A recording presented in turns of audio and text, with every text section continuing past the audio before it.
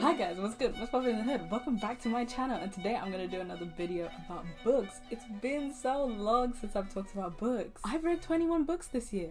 21 books. That's a lot for me, considering the fact that I literally read 15 books in 2020 and I had the whole year in quarantine, and I got a new job in 2021 and I read more books than I did in 2020. It doesn't add up. It doesn't make sense. I have less time, but I managed to read more. I don't know. Reading 21 books actually means I've met my Goodreads goal for 2021. So we're gonna wrap up the first quarter of the year and just talk about the 21 books that I read in 2021. Okay, so we started off the year very strong with The Invisible Life of Addie LaRue. If you've been on the internet, in the book sphere, you must have heard of this book. It's by V.E. Schwab.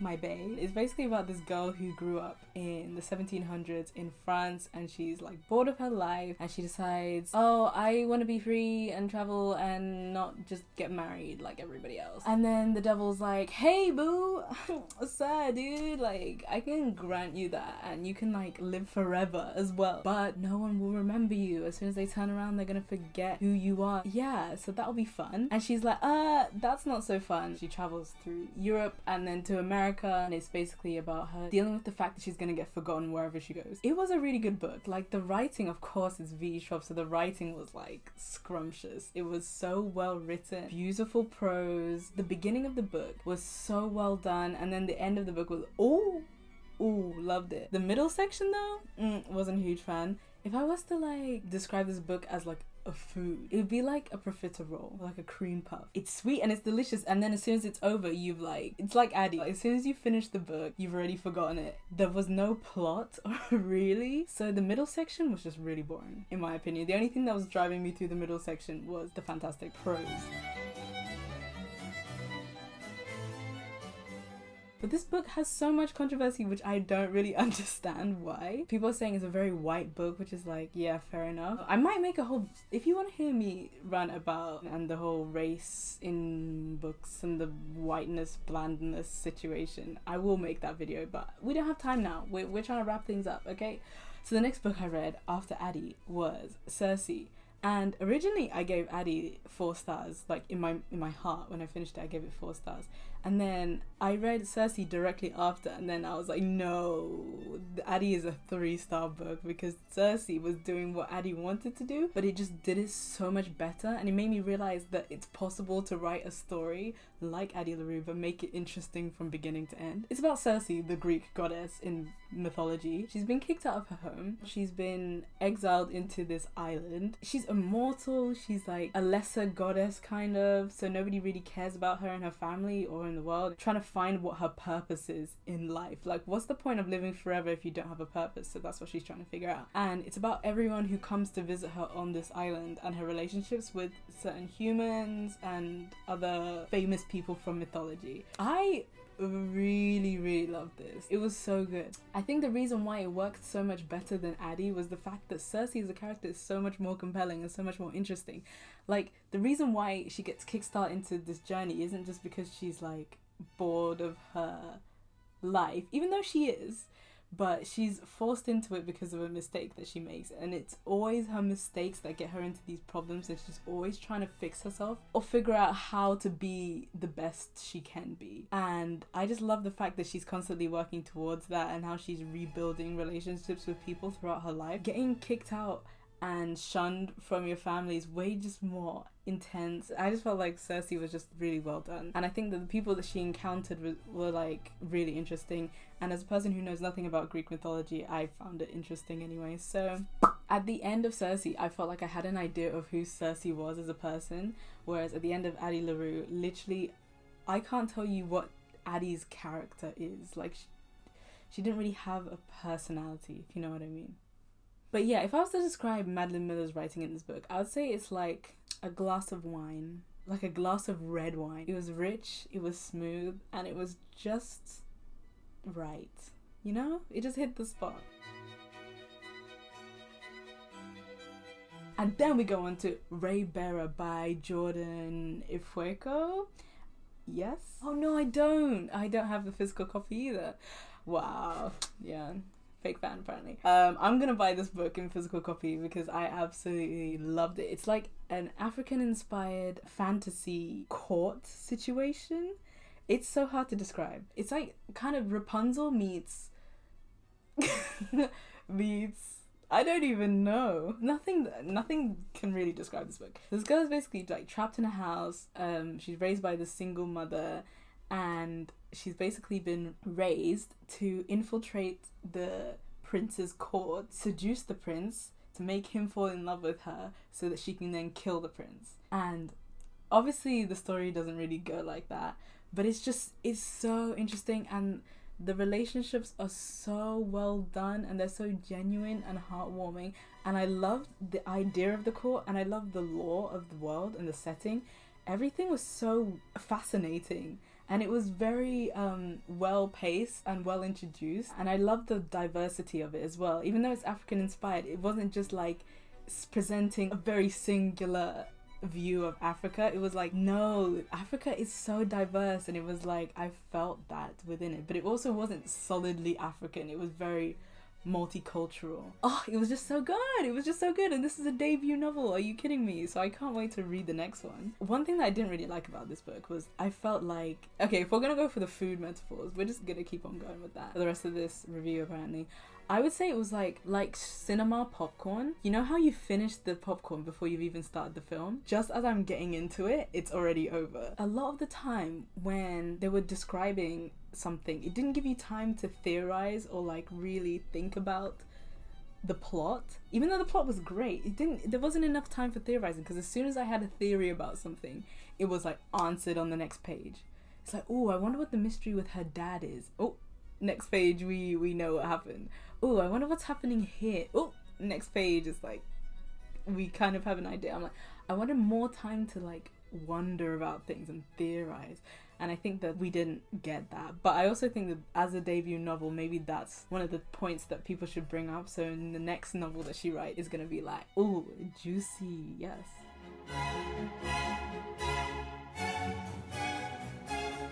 Next one is Map of the Soul by, Murray Stein. I read this as part of the Bangtan Book Club series, which is where I read and review books that have inspired the group BTS. This one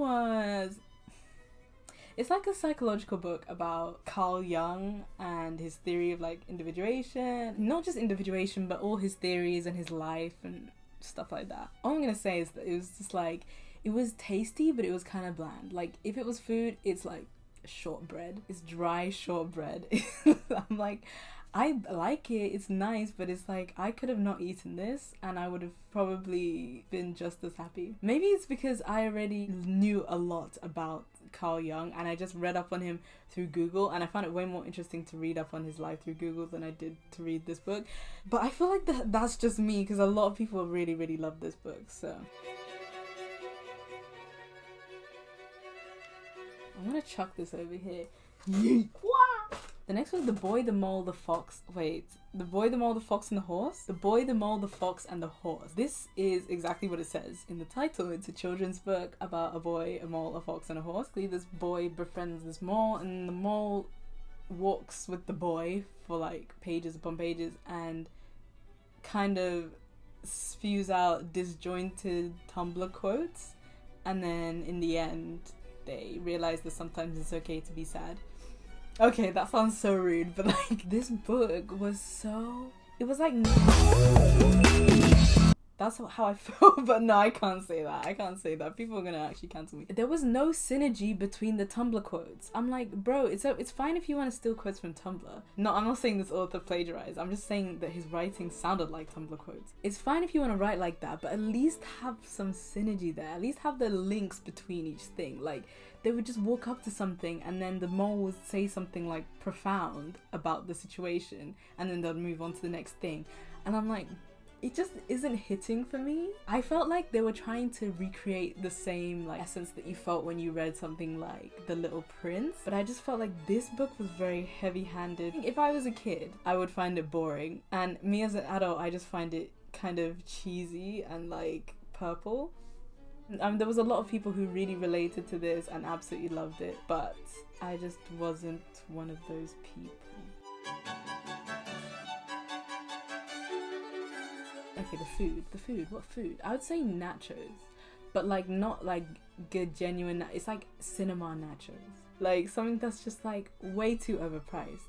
Like, even though it's so cheap, you're like, why am I spending so much money on this when I could have literally eaten it for free almost? And it's like kind of a knockoff of something that's truly authentic.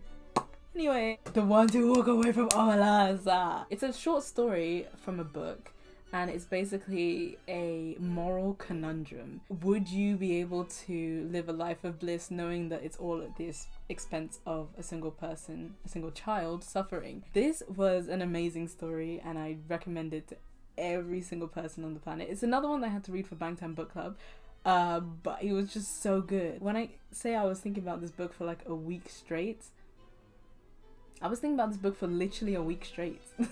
I was deeping so many elements of it that I didn't even think I would be deeping. It's a book about like exploitation and how everything that we do is at the expense of someone else. And it's something that sometimes you can get a bit too comfortable in life forgetting. I would describe this book, if I had to describe it using food, I would say it's like eating bibimbap. It's like a Korean... Excuse me? Bibimbap is this Korean food. It has loads of different elements to it, but everything mixes together and it's just so delicious and nutritious. But imagine you're eating bibimbap and then someone puts like an ungodly amount of hot sauce in it, and it's still delicious and it's still nutritious, but you're just not expecting this amount of spice. How thought-provoking it was. That's what I was not expecting, and it was something that I was thinking about for a long time. Then Song of Achilles.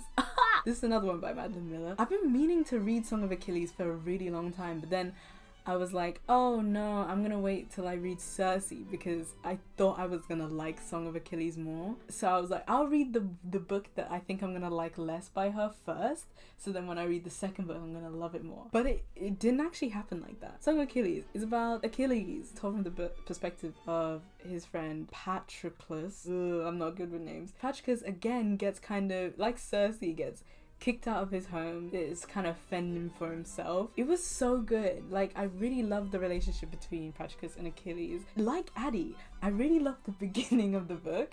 Like, the first half was really good, and then the very, very end was really good for me.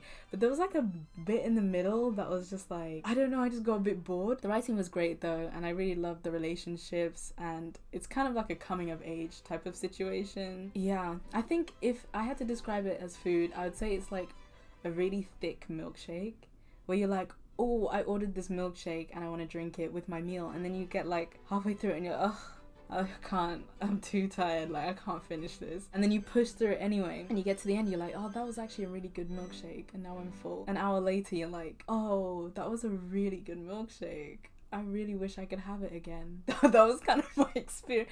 I don't know if that, you know what, I'm just gonna leave that metaphor there, and you can do with that what you want. Next I read This Is How You Lose the Time. Whoa. This book was so good. This book was phenomenal, actually. It's basically about two opposing sides, two characters, red and blue. They're from different sides of the war. It's a sci-fi war, so they're using time travel to travel to certain points in time to chain things to win this war. Blue and red basically end up, because they're both doing the same thing but on opposite sides, so they end up leaving notes for each other and start communicating, and then through the letters they kind of having a bit of banter, sparks start flying. It's extremely purple. The writing is very pretentious. Why? Why do they talk like this? Let's have a little read. I shall confess to you here that I've been growing complacent, bored even with the war. Your agencies flash and dash, up thread and down. Gardens patient planting and pruning of strands, burrowing into time's braids. Your unstoppable force to our immovable object. Less a game of go than a game of tic-tac-toe. Outcomes determined from the first move. Endlessly iterated until the split where we fork off into unstable chaotic possibility. The future we seek to secure at each other's expense. Bro, I don't know why. It's like the word, I understand each word, but when they come together, I just don't know what you're trying to say. I was cackling whilst reading this book because the writing, I've never read a book like this, where the writing just seems to make no sense, but it does at the same time. Oh, my fly was undone this whole time. I wonder if you could see that. But yeah, I've never read a book with language like this before. I know a lot of people hated it for that reason, but I found it absolutely hilarious. For some reason, I just love absurd things, and the writing in here was absolutely absurd. So I just loved it. Also, I just felt like the relationship was really sweet between Red and Blue, and the banter was really funny to me.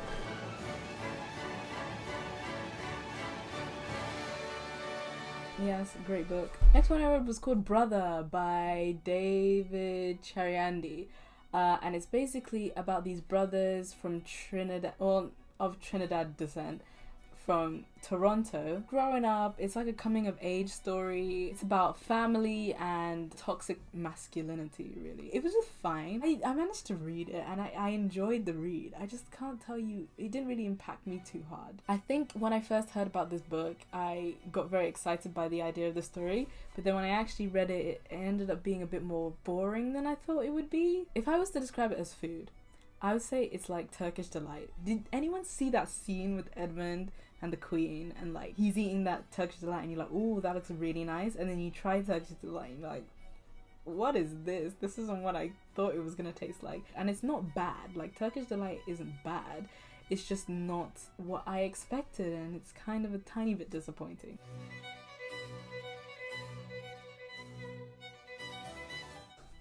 This mammoth of a book, 1Q84 by Haruki Murakami. It was, I'm so impressed by myself for finishing this book. Cannot tell you how I managed to read this. Basically, it's about these two main characters, one called Ayamame, who's this woman who is late for a meeting. She goes under this underpass, she comes back up the other side, and she goes into this world that she calls 1Q84, which is like Tokyo in 1984, but like a parallel version of it. And it's about her like dealing with her trauma, and it's dark and it's gripping and has a lot of depth. And it's also about this guy called Tengo, who's a writer, and he's writing this story, and it's very like magical realism, existentialist. This is the first Murakami book I've ever read.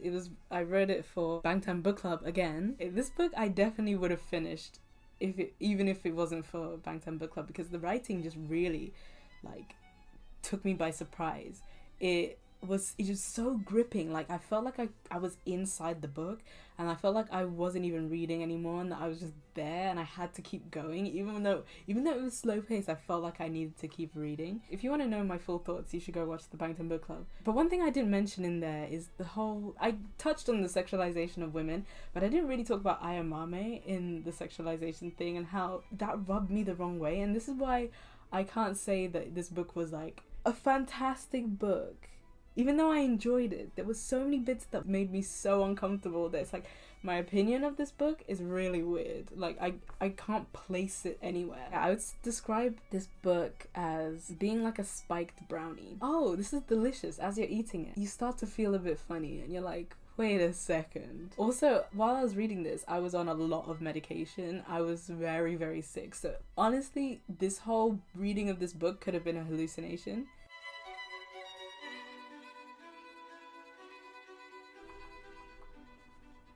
Then we got Black Skin, White Masks. This is by a guy from Martinique. It's about his experience in France and just like black people in the 50s, I believe. Black identity and mixed race couples and just black people trying to be white, and his experience with black identity in France and in his home country. I felt like this book was really important, but I was getting so bored, and I also felt like a lot of his views, especially his views on like interracial couples, were very outdated and kind of offensive. Hello, the sun is really, saying something today. Hi. So yeah, if I was to describe this book, I would say it's like your grandma's medicine that she promises works, but is like low-key outdated, and it doesn't have any medical science behind it, but you're still like, oh, it's important for me to take this, and who knows, it might work.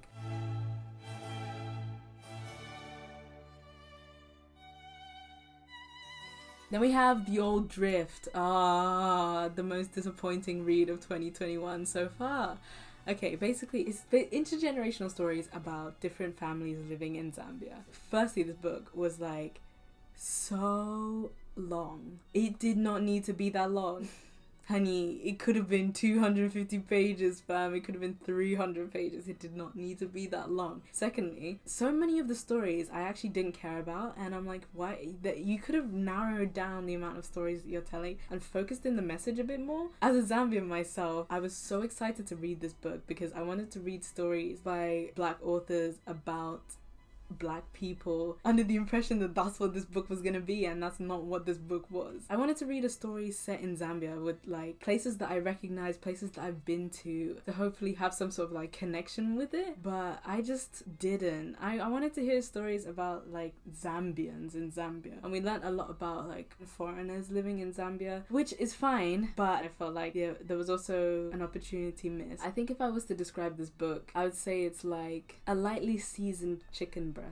It was boring and kind of bland, but you know, it gave me sustenance, it fed me. The only reason I kept reading this book was because it was set in Zambia. If this was the exact same book except it was set in Zimbabwe, I wouldn't have finished this book, which is saying something. I don't think I should have to continue reading a book just out of pure patriotism. The story should be good as well. And then we have the mother flipping color purple. The color purple. Guys, oh my days. The color purple is hands down the best book that I read in 2021. If not the best book I've read in 2021, might possibly be the best book I've ever read. So good. It was like the perfect book. Okay, so basically it's about this girl called Celie, and it's about her marriage at age 14 and being Black in America and dealing with racism but also sexism and religion and trying to figure out sexuality. It was just everything that I'm interested in a book. That was done so freaking well. It was done so well. It was written so perfectly. Her relationship with her sister is one of like the biggest points in this book, and I just felt like that was something that I really could relate to. I think this book was legitimately bread. It was bread, sustenance. It got down to the basics of like what keeps you going in life. When I think of bread, I think of that scene in The Hunger Games when Katniss is legitimately about to die, and then Peter like comes out and then throws her like the burnt bread, and even though it's burnt and it means nothing to him, it's like the last thing that Katniss needs to keep her and her family alive.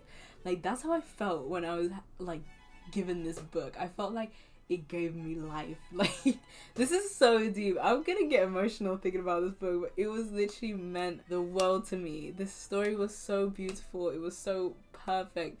It was Pam, why am I getting so emo? One thing that I really commend this book for is the fact that there wasn't a single word, there wasn't a single page in this book that didn't need to be there. The pacing was immaculate. It was like, what, 300 pages? Let's see. 260 pages. This is what I mean. This is why Old Drift was just like, who was editing this book? Because a book doesn't need to be that long to be impactful. Like this managed to tell so much story in such a short amount of time. It's just with bread. In order to make bread perfect, you need to have all the right ingredients in all the right places. And with this book, everything was just immaculate. It was perfect. There wasn't too much yeast. There wasn't too much flour. It was just perfectly measured enough for the story. And then I go on Goodreads and I find out that Alice Walker is anti-Semitic, and I'm like, oh wow, great. Okay, then you have the Dark Fantastic. Oh yes, it was another. This is like my time to freaking shine. There was so many great reads during this time. So the Dark Fantastic is like a series of essays about Black girls in fantasy, which yes, this is what I'm here for. And it talks about Harry Potter, the Vampire Diaries, Merlin. I absolutely loved this book because it was talking about characters that I never really cared too much about before. For instance, like Vampire Diaries, I didn't really watch Vampire Diaries, but like Angelina from Harry Potter, she was kind of a throwaway character for me, but it's lovely to see that there was people out there who actually really connected to her, and like the fact that there was like a Black girl in fantasy. But I'm here for Gwen from Merlin, because why does nobody talk about how great of a character Gwen is? This is the first time I've ever seen it written down, and everything she was saying was just so on point. I'm like, yes, finally someone who sees how great Gwen is as a character. Being able to see like a black woman on TV as the most beautiful person in the land, that just warmed my teenage heart every single time I saw it. Arthur and Gwen, great, love them. Arthur Merlin, fantastic, love him. Like, this whole show was so great, and I love the fact that someone was talking about this and talking about the way the actress who played Gwen actually faced a lot of hate because of, you know, the whole fandom and fan wars and shipping wars and just how terrible fandom can be and how great fandom can be. These essays highlighted all of that in such a magical way. Absolutely loved it. 5 stars. I would say it was like a mango smoothie with a shot of Malibu in it, where you're like, ooh, this is sweet, this is like nice, this is refreshing, and then you're like, oh, and there's a little kick to it. Like, she was being feisty in this. We love it. I then read The 4 Agreements, which is like this self-help book, I guess, about like 4 agreements you have with yourself. This was just, you know, basic quick read. This is one of the first self-help books I've ever read. I never used to read self-help books. I read more diversely this year than I ever have before in my life. It was good. Like, I liked the messages, but I also felt like I was already living my life like this, and it was kind of like preaching to the choir. It would be like that shot of grape juice that you get in the Lord's Supper. It's like, oh, it's tasty and it's quick, but the religious undertones are like really, really heavy. The next book I read, which was the Communist Manifesto, I actually listened to this one on audiobook while I was editing at work, and I just wanted to listen to something. I went on YouTube. I don't know if I should be saying this online, and I was like, ooh, audiobook, and one of the first ones that came up was the Communist Manifesto, and I was like, you know what, I've never even read this, so let's see what that's about. It was just a solid read. It was kind of like, this is what communism is in all these different countries. This is how it works. This is how it could work. If you want to join our little communist party, you know, join, comrades, bam, and then it's over. Basically, communism, the idea is that instead of working towards capitalistic desires, individuality, you're working for the community. Everybody is on an equal playing field, in theory. The food I'd say to describe this one would be maybe like an inside out burger. You know when they have the bun on the inside and the burger on the outside and they try to be quirky? Bro, in theory, it's literally, there's substance to it and it's delicious. But I'm like, practically, it's just not gonna work. And then we have The Subtle Art of Not Giving a Frick. And this is another self-help book. It's quite self-explanatory. I, again, felt like, not that I'm a perfect human, but I felt like I already lived my life like this. So I didn't really get anything new from the book. Like, I already don't care about anything. And that's the only reason I'm able to live life and be semi-happy is because I stopped caring. But also, I definitely don't think that that's a message that I need to hear. I feel like I need to start caring more about stuff instead of caring less. Yeah, I would say like this is like salt. If I needed it, it would improve things. On its own, it's kind of like, what's the point? I literally am hating this lighting so much. I don't know, I'm just gonna keep going. I also read The Theory of Everything by Stephen Hawking. It's basically about the universe, and it talks a lot about creationism and versus science, which was something that I wasn't expecting. I was just kind of expecting like a you know, typical like, this is how the universe works. But he's speaking so much about religion. I'm like, bro, I guess it's a sign of the times. Like, that was the kind of audience that he was trying to speak to. Whereas now I'm like, that's not really necessary. You can just say what you have to say. Yeah, I really liked how he put it in like layman's terms, and it was really easy to understand. And I think that I used to be a person who was bored by science when I was a kid, but this made it really interesting and kind of a little scary. And I was like, ooh. I would say it's like a well-seasoned salad, because I used to think that I didn't like salad, and then I tried a well-seasoned salad and I was like, oh, I actually really like salad. Like, I used to think that I didn't like science, and then I read this and I'm like, no, it's actually really interesting if it's presented in the right way. Okay, and then I read freaking Carol! By Patricia Highsmith. This book was so good. It was like the definition of gay panic. It was like every single fan fiction that was released between 2013 and 2016. This was the blueprint for that. Basically, it's about this woman called Teresa, and she works in a shop. It's like your typical setup where it's like, girl works in a shop, she's like a frumpy normal girl, and then this mysterious stranger comes in and like changes their whole life. Except it's 1950s and it's gay. She just is thirsting over Carol. Shut up. She's thirsting over Carol for like the whole book, and it's hilarious and it's so cute. I really enjoyed this book. I thought the writing was really good and the storyline was just so interesting for the whole time. It was kind of a thriller romance type situation. I don't know what I was expecting from this book, but I wasn't expecting it to be that good, and I'm very happy. It was like a Bailey's ice cream. It was like sweet. It was light, refreshing, classic, delicious, but a little bit intoxicating. And then the last book that I read was Stranger's Own Train, which is by the same author, and is basically this guy. What's the main character's name? I don't know. But he meets this guy called Bruno. He basically is like, we don't know each other, but we want to kill people. We hate people in our lives. So I know, I'll kill the person you hate, and you kill the person I hate, because we don't know each other. No one's gonna suspect that we do that. And then he's like, no, and then Bruno's like, I'm gonna do that anyway. And Bruno is just the best character. He's so extra. This is the epitome of be gay, do crime, and it's just absolutely hilarious. I just found his character so funny and so entertaining the whole time. The plot, however, was absolutely ridiculous. I was just getting so tired of it, like halfway through. After Bruno has done his thing, I'm like, okay, I'm kind of bored of the story now. I would say it's like a croissant, because it was kind of delicious, but it was kind of like substanceless, you know? Okay, so those are all the books that I read in 2021 so far. If you enjoyed this video, please like and tell me about all the books that you've read so far and the ones that you've liked the most. Thank you guys. Bye. If I was to say the best book, probably The Color Purple. Let's be real. The Color Purple, Circe, Carol. Oh, and This Is How You Lose the Time War. Those were like the bomb diggity.